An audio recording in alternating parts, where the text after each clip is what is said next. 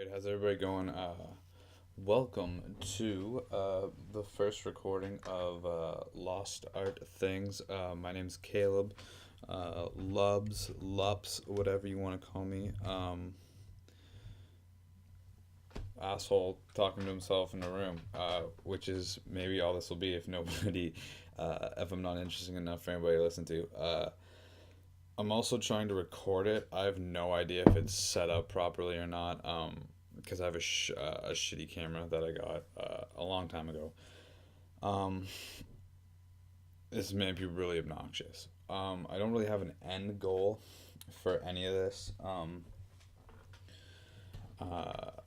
I think that I analyze a lot of my shit anyway, so maybe I'll record it and throw it out on the internet because I mean, what else are you supposed to do with your life in 2016 anyway, right? Maybe read a book, but maybe I'll talk about that too. So, you can also hear me obnoxiously uh, swallowing this coffee. I'll probably start chewing gum at some point. Whatever.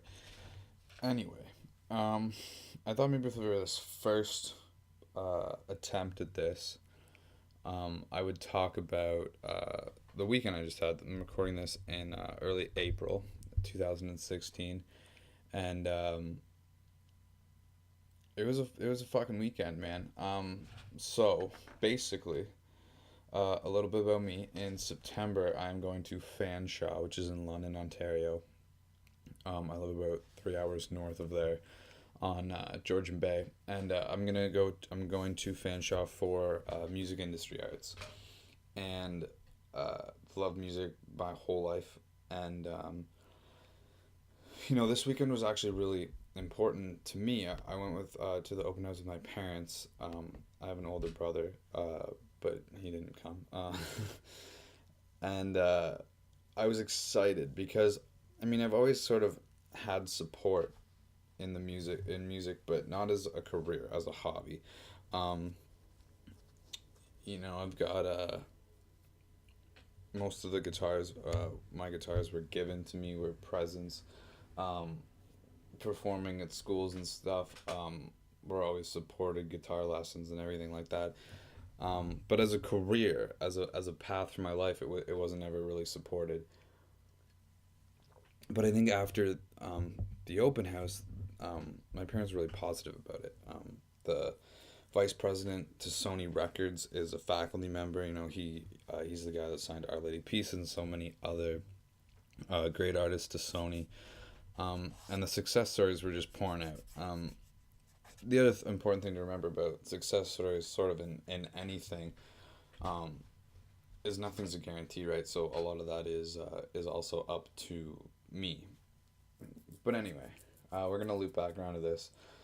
Um, on the ride home, uh, we're coming home. We're about an hour into the ride home. Like I said, about a 3 hour journey, and I was listening to Joe Rogan podcast with Duncan Trussell and Christopher May, and sorry, Christopher Ryan. Chris May is a guy I used to work with. That was fucking stupid. Anyway, Christopher Ryan, and I had my head back and I had my eyes closed, and I opened them, and I heard my dad curse. We were on a curve.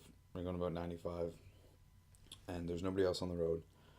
And we crossed the road in the car, down a ditch, and did this sort of GTA style jump launch off of a driveway, landing on the other side where we then skidded about 100 feet away from that driveway. Um, it's fucking scary. I hit my head. I don't know if I'll actually put out the video of this or not. We'll see how it looks afterwards. But my face, it's not that banged up. This is a few days after. This happened on Saturday, and I'm recording this on the Wednesday. So I got a bit of a black eye and stuff, and basically just sort of looked like a rug burn on my nose and my face. I didn't break anything, didn't get a concussion or anything like that. My wrist and my thumb still really hurt. Um, My dad got the worst of it. He had a 20% compression fracture in his L1 in his spine. Um, but that was the worst of it. My mom was just really sore. Like I said, we got it.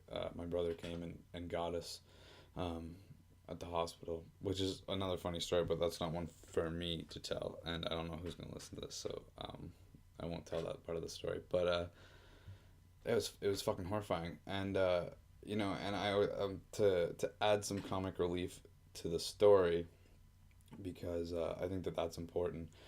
Um, First off, when I got out and I just kept walking, and I remember I ran to the driveway to try to get the address, in total shock, freaking out, you know. Even me talking about it right now, I can feel my voice potentially being a little shaky. But anyway, um, and I went back to my mom and she said, "What's wrong with your face?" And I freaked out. I freaked out because I watched a lot of MMA, and I had this vision of like my eye being all like cut and fucking swollen and like my cheek hanging off and everything, and I was freaking out. And so I went back and to my phone and put it on like selfie mode to check my face, which is also crazy. Um, it's such a millennial thing, and I actually took a photo of it. Um, and At the time, I didn't know that I took a photo, but then when I went in there, I was wearing these Bluetooth headphones, and at the time, and um, and I took the time to like make sure I turned them off, which is fucking ridiculous. But I was like, oh, I gotta turn these off. I don't want them to die. It's just like a crazy shock thing, you know. When I was calling my brother, I finally got a hold of him, and I had no fucking idea where we were. I'm asking my like, where are we? Where's that coming to get us? Where are we? Where are we? And he's telling us. He's telling me, but he'll say like Highway 23. Tell him to bring grocery bags for the groceries. You know, and I'm like, what? He's like, we need grocery bags for the groceries that we bought. You know, and you know the other thing that I hate, you know, me and my mom were both sleeping, and that's something that I no longer um, will do as a passenger. Also, um, you know, like we wanted to go to Costco. My dad was saying like we're gonna go to Costco in Kitchener, which was sort of on the way home. But when we were eating after the open house, I was like, man, there must be one in London. Let's just go there. You know, what if maybe if we went to Kitchener, this wouldn't happen? Or, you know, when we were coming through Mitchell, you know, anybody need coffee? No, no, we're good. We're good. Let's just go home. You know, and it's crazy all the little things in life. And you know, like I said, we were lucky, and maybe I don't need to question my whole life, but it's brought up so many other fucking things. You know, because I don't want to be dramatic. I'm gonna qualify before I get dramatic, but you know anything could have happened to me. You know, I hit my head, and maybe if it's something else, you know, if I moved the other way, you know, who fucking knows? Same thing with my parents. You know, who knows? It could have been a lot more traumatic than it was. Um, you know, so me, I'm second year out of high school, and so last year I moved away because I didn't know what I wanted to do. And after I moved away, I figured out that I wanted to do this program at Fanshawe. So I took another general arts course, which is fucking bullshit. I lived in Kitchener for a year with my brother and two of his friends, and it was fucking great, man. It was a cool experience, but most of my high school friends stayed back from where I live now. I'm back at my parents' place for right now, and you know, so for that to switch, I met two people, a girl I worked with um, before a couple summers ago, and her boyfriend, and they're fucking great people, and they're still great people. Um, and from like September to like the end of December was fucking just the best time of my life, and I was like so thankful I found these people.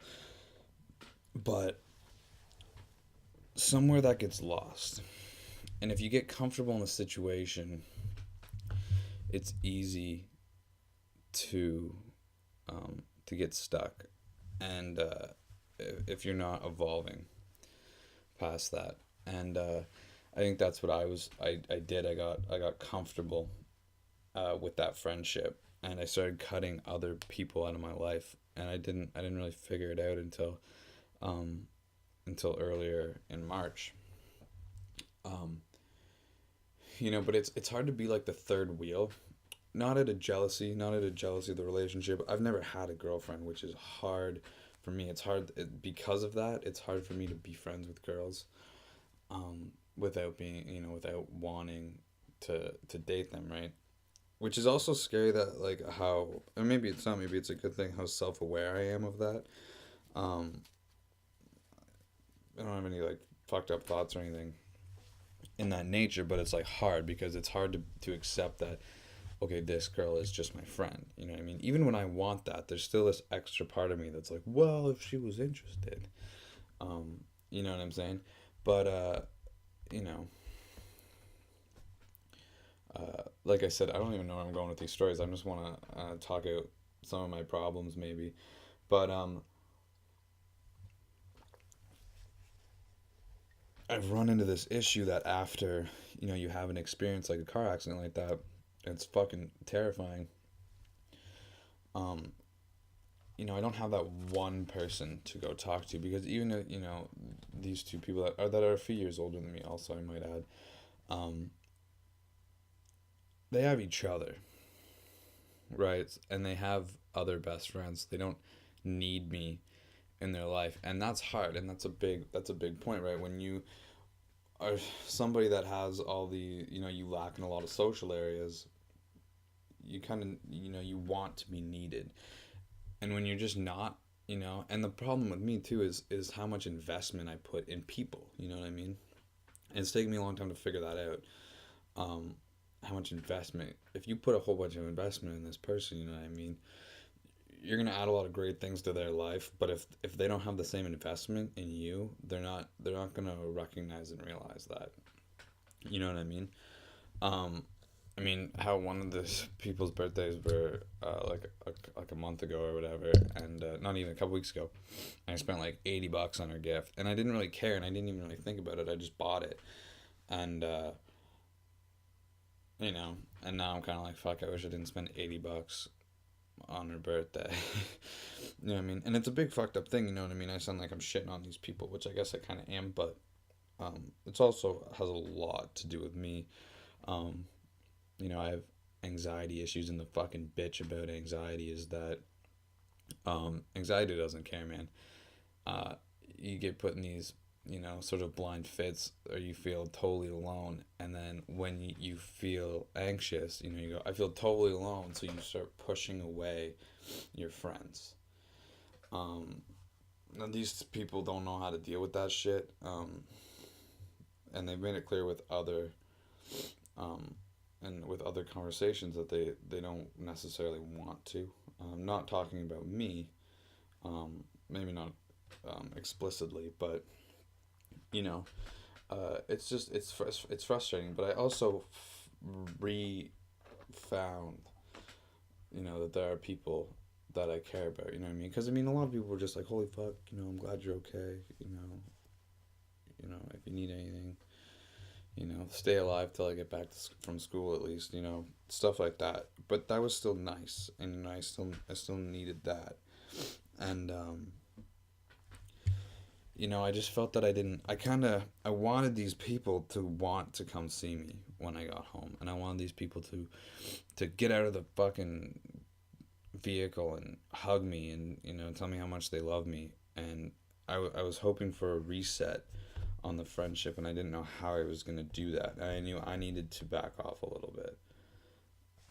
And then this happened, and I thought maybe this is the fucking reset.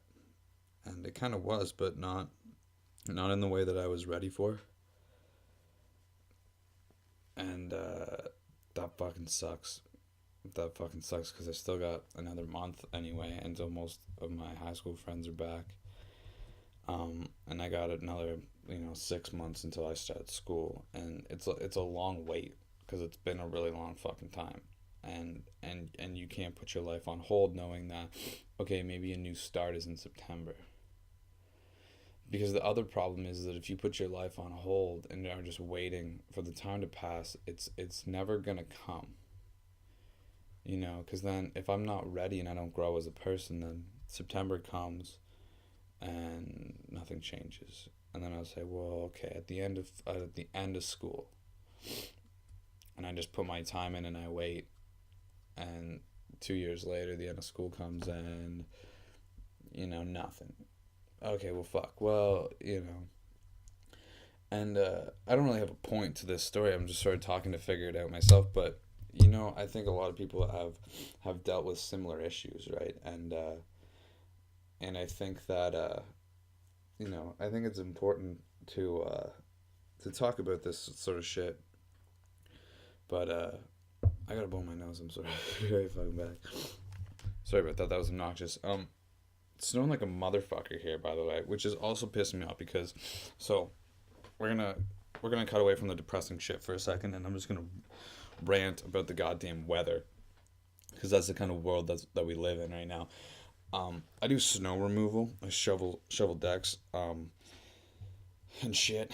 It doesn't take that long. Still gotta wake up early. But I'm working for this landscaping company, and the snow removal job is turning into a real fucking job, which is also the problem that I have with not helping my anxiety, because I have so much fucking time on my hands, and you get stuck into this loop of like, I started reading. I started reading all these books, and maybe I'll talk about them someday.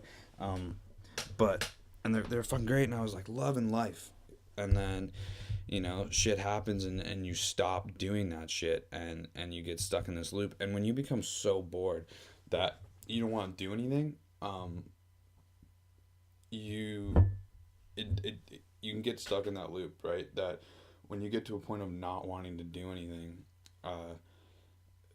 eventually you're like, oh, I'm bored. I don't really have anything to do, and then I got stuff to do, but I don't want to fucking do it.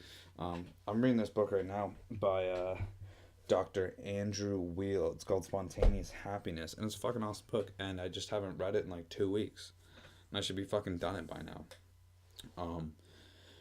I mean, at the end of one of my New Year's resolution was I was gonna read a book every month, and I fucking knocked it out of the park. But it's well into April, and because January I read like 3, February I read like 1, 1.5, yeah, and then in March I read about 1.5 again, and I should be well through this, but I'm just not. I just haven't got there yet, and it's kind of bullshit. But I mean, what started my February was a horrible month for me, and I couldn't figure it out, and I read a readapted 21st century book from the 20th century called How to Win Friends and Influence People, and they took it's from Dale Carnegie, but it's readapted for like the digital age, right? And so basically, I read that, and it was pretty fucking awesome. But then I read this other book called You Are Here by Thich Nhat Hanh. He's a Buddhist monk. And it's fucking awesome. It's a pretty short book, but it's full of some great wisdom. And I've been really looking into Buddhism and stuff since then. Not necessarily to practice, but to just sort of grab knowledge from. I think it's important to grab knowledge from all walks of life, all religions, because I think everything's, it's, people are so advanced, and I think that to really write most things off is unfortunate. You know what I mean? It's a learning experience. You know what I mean? I had a friend who's pretty religious. He's not preachy or anything about it, which is also I shouldn't have qualified that. It's kind of fucked up to say that, but I made some comment one day about Hey, did you listen to the Scientology, or did you watch that Scientology documentary? It's fucking awesome. And he was first he made some comment about, he didn't want the influence, which was fucking weird.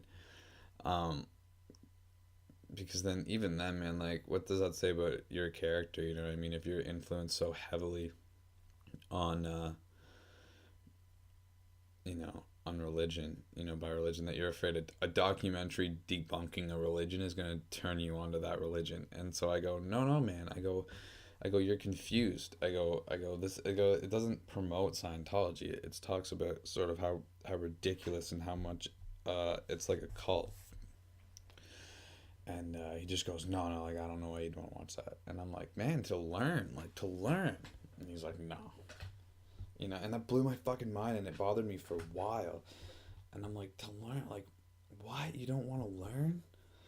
Because I'm okay with, like, that, no, it just doesn't interest me, man. Oh, okay. But he was sort of like, no, I don't want to be influenced, I definitely don't want to learn about other religions. And I'm like, that's fucking sad. You know what I mean?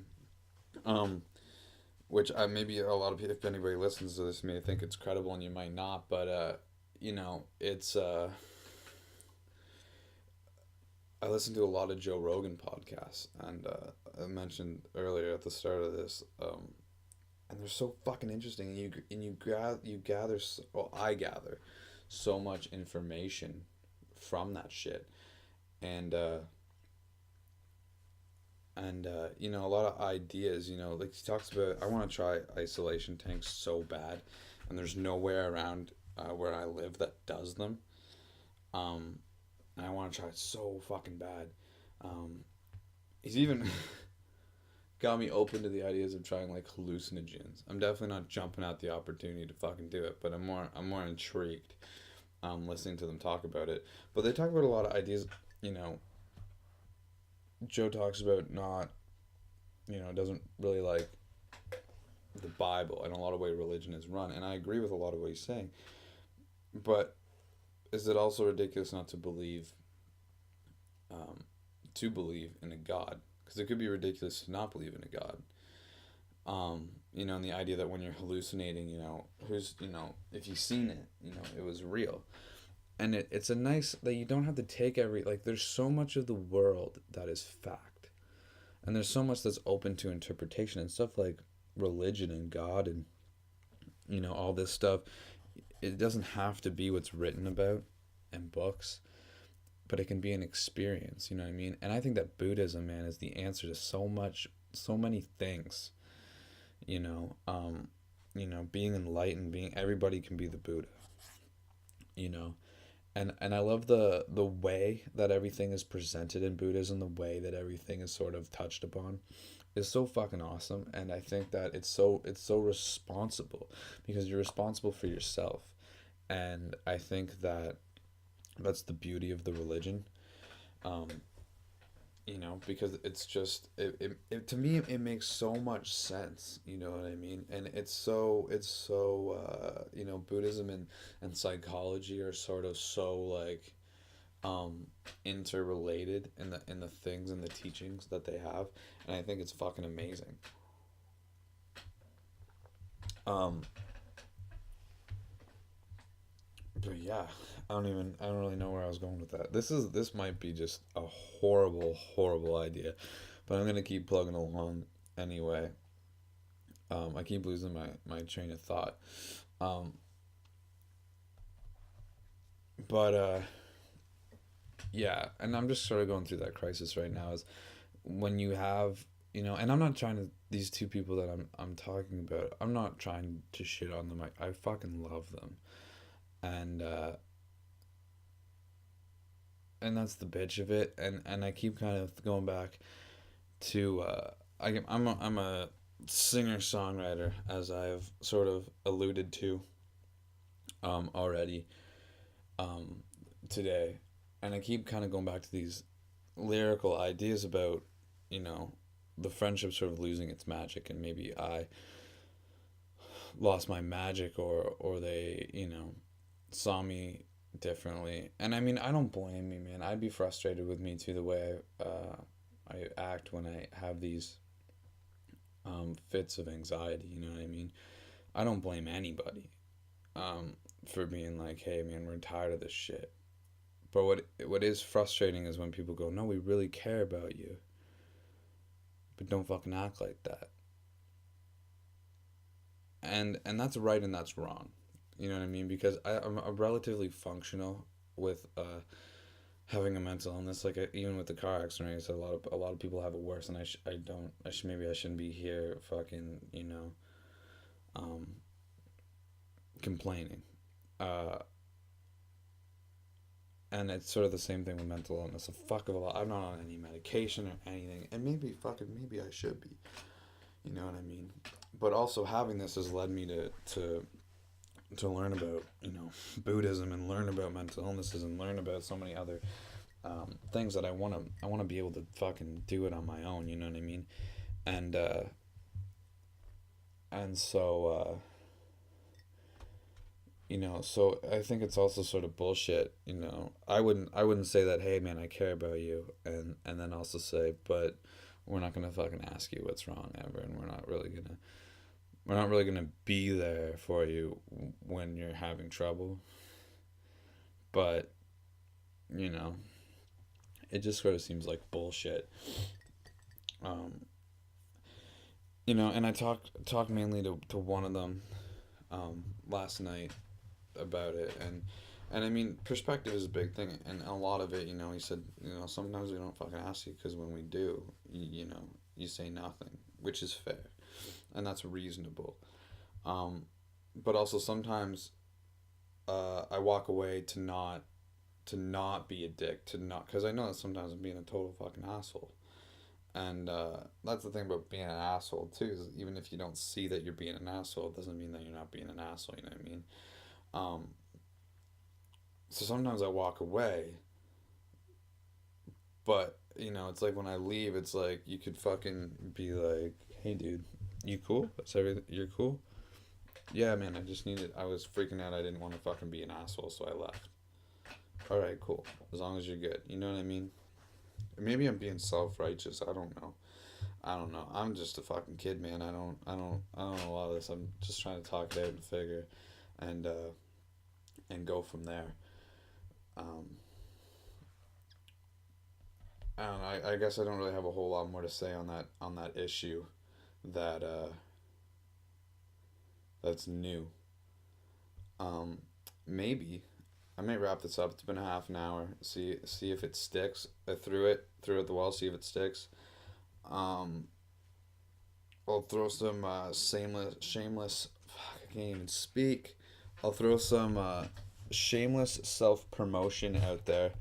Um, if you're interested, I've got another SoundCloud um, link. I got two albums on there, and there's some other shit. But the first album I put out last year, it's called Mediocre Panic Queen. There's 9 songs. It's I think it's about 40 minutes long, and one I put out the start of this year, 9 songs as well. It's about the same length.